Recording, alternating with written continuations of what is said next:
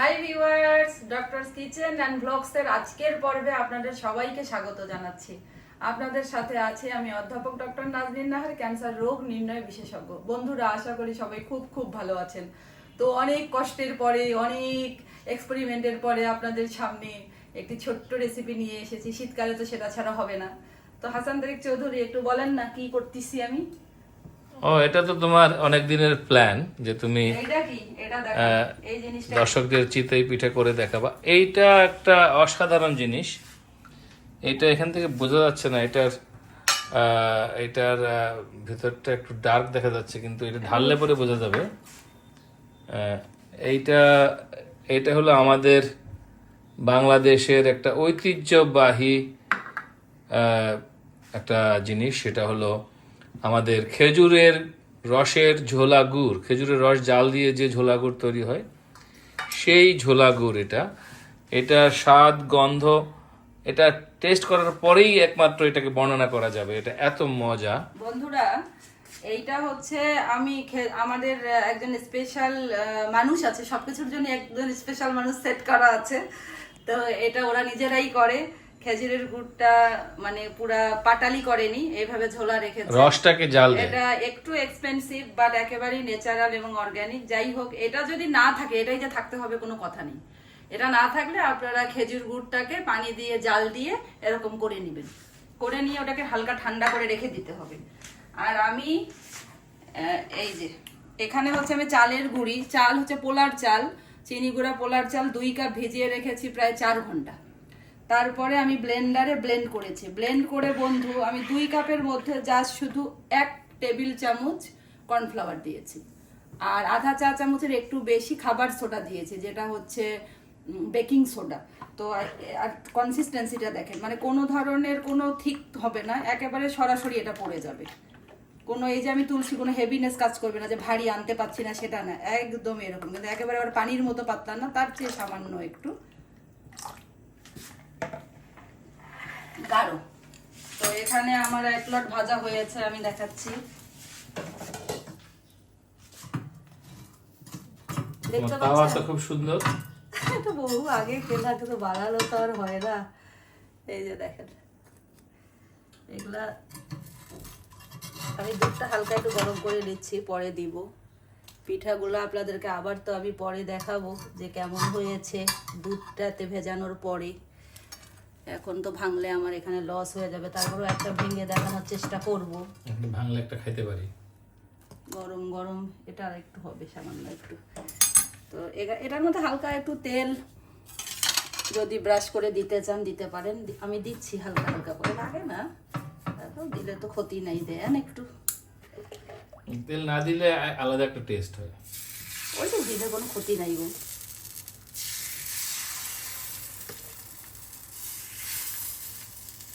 অনেকে মাটির খোলাতেও করে, কিন্তু আমার মাটির খোলাগুলো একটু ছড়ানো, তো পিঠাটা ছড়ানো হবে, এই জন্য আমি আবার মাটির ইয়েতে দিলাম না। 2-1টা ফ্লোভ একটু হবে, কোনো অসুবিধা তাতে নাই। দেখেন কি অবস্থা ওখানে। এই যে শুধু এটা দেখেন বন্ধুদেরকে কাছ থেকে দেখেন, এই দেখেন দেখেন ভেতরে কি পরিমাণ ভেতরে বয়েল না, এই যে আপনার হানিকম গুলা যে তৈরি হয়েছে, মানে গ্যাপ গুলা যে তৈরি হয়েছে, ফাঁকা ফাঁকা যে তৈরি হয়েছে, এটা মানে যে এটা মানে যে আপনার পিঠাটা ঠিক আছে। আর মিডিয়াম হিটে আমি রাখতেছি এটাকে, খেয়ে দেখি। খান। আর এইদিকে দেখেন, এইদিকে দেখেন, এই যে দুধটা আমি হালকা গরম করে নিলাম। খাও একটু। থ্যাংক ইউ রে ভাই, থ্যাংক ইউ।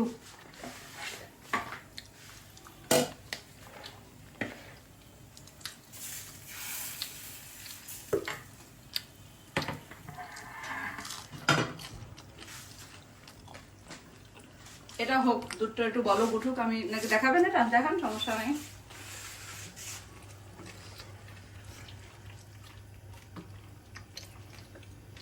আর এই যে খাবার সোডা যে আসলে এই যে দোকানে ব্যবহার করে, সবাই বলে অ্যাসিডিটি হয়, আসলে কিন্তু তা না। আসলে ওই খাবার সোডারও তো কোয়ালিটি আছে, তাই না সৌজন্য রাব্বা? আমি আমার সোডাটা আপনাকে দেখাচ্ছি। এই যে দেখেন, এই যে দুধ চিতে দুধ জাল দেওয়া হচ্ছে। দেখেন সৌজন্য রব্বা, এই যে দেখেন, হুম এটা দেখছেন? এটা তো আমার আর একটা সোডা আছে, আমি দুইটাই আসলে অল্টারনেটিভলি ইউজ করি, আমি ওটাও দেখাই দিচ্ছি। মানে এটা আসলে এই বেকিং সোডাটার ফ্লেভার থাকে না তো। এটা দেখেন, আর একটা এইটা, ঘোরাও ঘোরাও একটু, এই যে এইটাতে দেখান লেখা আছে। আসলে কি দোকানে আপনারা যতই বলেন, ওরা খাবার বেকিং সোডা ইউজ করে নাকি কাপড়ে দেওয়ার বেকিং সোডা ইউজ করে, এটা নিয়ে কিন্তু সন্দেহ আছে, এটা নিয়ে টেনশন আছে। তো আমার এটা রেডি হোক, আমি রেডি হওয়ার পরে দুধে দেওয়াটা দেখাই নাকি। তো বন্ধুরা, আপনার ভাইয়া আমাকে একটু হেল্প করছে, তা তুলেন, আস্তে করে হাত দেন না, সৌজন্যরা বা কিচ্ছু হবে না, আমি বলতেছি। বলতেছে যে আমার একটা ফোন আসছিল, ওই আর একটা ফোনে কথা বলতেছিলাম, তা বলে তুমি কথা বলো, আমি তোমাকে হেল্প করতেছি। না, যথেষ্ট হেল্প করে ভাই, আলহামদুলিল্লাহ আলহামদুলিল্লাহ, খেয়ে হেল্প করে, আমার প্রশংসা করে হেল্প করে, আর যখন যা বলি কোনো অসুবিধা নেই। তো বন্ধুরা, এই দেখুন আমার পিঠাগুলো মোটামুটি এখন তৈরি অবস্থায় আছে। সৌজন্যের আব্বা আসেন, ধরেন আমি দুধটার মধ্যে ছেড়ে দিই। এর মধ্যে কিন্তু এই যে বলক উঠতেছে না, দেখেন, এদিকে আসেন, এখানে জাস্ট শুধু আমি এটা দিয়ে, এখানে কিন্তু আমি 1 লিটার দুধের মধ্যে একটু পানি দিয়েছি, কারণ কি এটা পাতলা না হলে কিন্তু যদি দুধটা আপনার ইয়ে হয়, মানে এই এই জিনিসটা কিন্তু ঘন হলে ভালো হবে না দুধ ছেড়ে। এখানে শুধু আমি এই যে পিঠাগুলো ছেড়ে দিচ্ছি, দিয়ে জাস্ট শুধু একটা হালকা একটা বলক।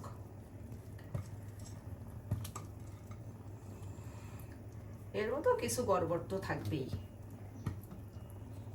এত সুন্দর ফুলছে বলার মতো না, প্রত্যেকটাই একদম সফট। ওই গোলটা রেখে দাও, রেখে দাও, রাখবো আর দেই না, বুঝছেন, এগুলো ওরা এমনি খাক, কারণ এগুলো তো আবার ছাড়বে না। এখানে আমি হচ্ছে 2টা ছোট এলাচ আর হচ্ছে 2টা ইয়ে দিছি তেজপাতা। এই দারচিনি দিলে মাথাটা গন্ডগোল হয়ে যায় পুরো, যেহেতু তোমার ছেলে দারচিনি পছন্দ করে না, মানে দারচিনি যত যাই বলেন, মানে দারচিনি একটু তীব্র হয় এটা গন্ধটা। তো জাস্ট একটা বলক উঠলে আমি বন্ধ করে দিই।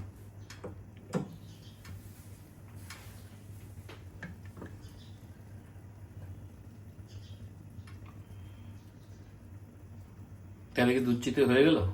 দুধ চিতেই কেন হবে, এখনই হবে না, এটা তো আপনার একদম ডুবতে দিতে হবে, সকালবেলা দেখাবো বাকি অংশটুকু। ও, তার মানে লম্বা সময়ের ব্যাপার না, এটা দুধটা তো পুরো শুষে নিবে একদম। ও আচ্ছা আচ্ছা। আর এত গরমে আমি ওই গুড়টা অ্যাড করবো না, একটু হালকা যখন ঠান্ডা হবে তখন আমি গুড়টা অ্যাড করে দেখাবো। অনেক সময় দুধ না হলে গুড়টা ফেটে যায়, দুধটা ফেটে যায় গুড়টা দিলে।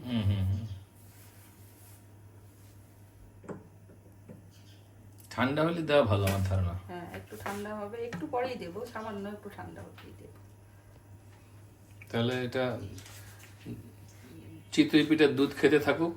না, এই যে একটা খালি বলক এখনই বন্ধ করে দেবো। তো বন্ধুরা, এটা একটা বলক উঠে আমি বন্ধ করে দিচ্ছি, আর একটু ঠান্ডা হলে আমি গুড়টা যখন অ্যাড করবো তখন আবার আপনাকে দেখাবো, আপনাদেরকে। তো বন্ধুরা, ফিরে এলাম, এখনো গরম, কিন্তু একেবারে ঠান্ডা অবস্থা গেলে তো দুধটা আবার গুড়টা পিঠার ভিতরে ঢুকবে না। এটা আবার মাঝখানে আমার ড্রাইভার ছাদে গিয়েছিল, স্কোয়াশ জুকিনি, দেখেন চিন্তা করে সাইজটা কত বড় হয়েছে, 1/2 কেজির উপরে, 1 কেজির কাছাকাছি ওজন হবে, মনে হচ্ছে দেখে লাউ। এখনো ফুল পড়ে নাই, দেখেন সুন্দর, মানে এখনো কচি পুরা। এটা জাতটা ভালো। জাতটা কি জাত রে ভাই। এখন আমি গুড়টা অ্যাড করব।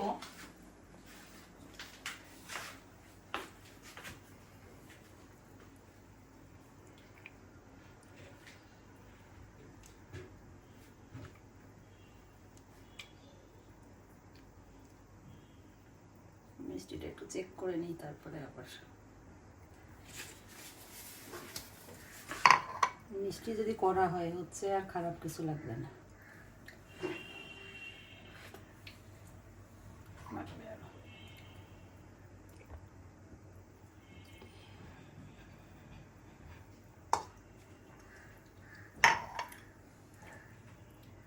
মিষ্টিটা হতে হবে একদম পারফেক্ট, বেশি হলেও খারাপ লাগবে।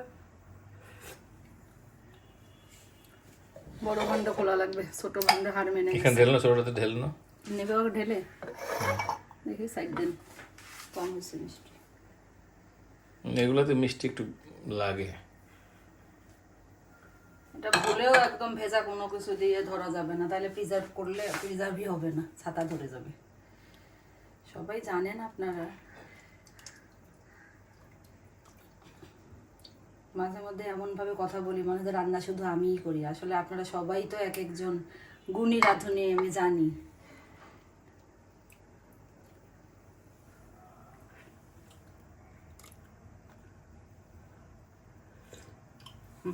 আমার মনে হয় মিষ্টিটা এখন ঠিক আছে, আর সামান্য একটু দেই, কারণ ঠান্ডা হওয়ার পরে আবার মিষ্টিটা একটু কম লাগতে পারে। ঠান্ডার পর মিষ্টি বেড়ে যাবে।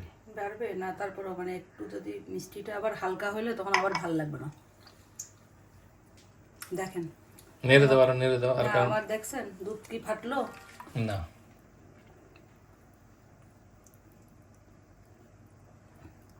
আর নাড়তে হবে, কারণ না নাই ভেতরে। দেখা যাবে যে নিচে এক জায়গায় জমে আছে এই পাশে।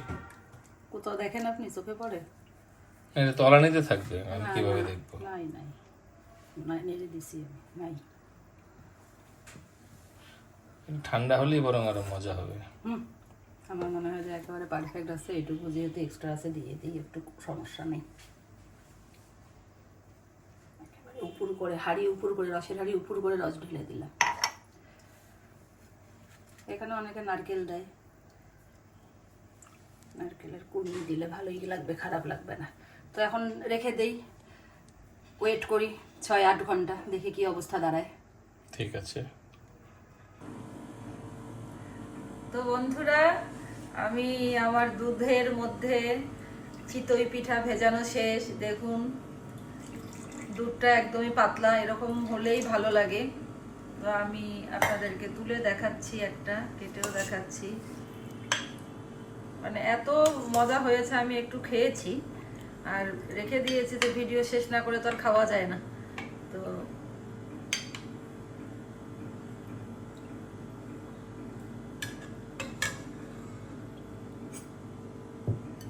দেখেন বন্ধুদেরকে,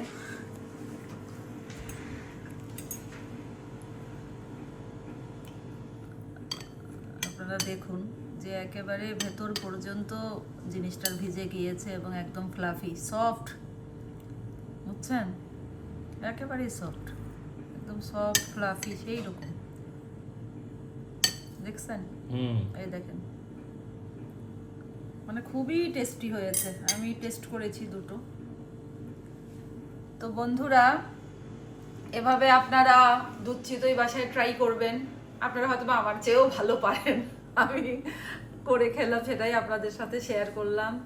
তো আপনারা আমার ভিডিওটি ভালো লেগে থাকলে একটা লাইক দিবেন, কমেন্ট করে জানাবেন যে আপনাদের কেমন লাগছে। আর আপনারা তো আসলে কমেন্ট এত সুন্দর সুন্দর লিখেন যে মনটা খুব ভালো হয়ে যায়। আর আমার চ্যানেলটি সাবস্ক্রাইব করে আমার পাশে থাকবেন।